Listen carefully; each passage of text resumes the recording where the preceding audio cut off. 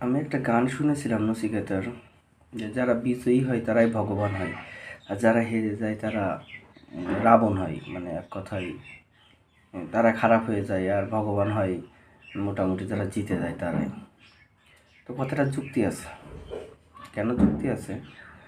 আমিও বিভিন্ন কাজে গিয়ে ব্যর্থ হয়েছি, তাহলে আমি সেখানে দেখা যাচ্ছে আমি সেখান থেকে অনেক খারাপ খারাপ কথা শুনি ব্যর্থ হওয়ার কারণে। কিন্তু আমি যদি সফল হতাম, যদি আমি যে পরিমাণে ইনভেস্ট করেছিলাম তার চাইতে বেশি ইনকাম করে আনতে পারতাম, তাহলে কিন্তু আমার সবাই বাহবা দিত। কিন্তু এখন যে ধরনের সমালোচনা আমার মুখ করতে হয়, আমার সহ্য করে চলতে হয়, তখন হয়তো এটা আর হতো না, তখন আমি নয়নের মণি হয়ে যেতাম। কিন্তু এখন আর সেটা হচ্ছে না, কারণ ওই যে ব্যর্থতার গল্প আসলে কেউ শোনে না।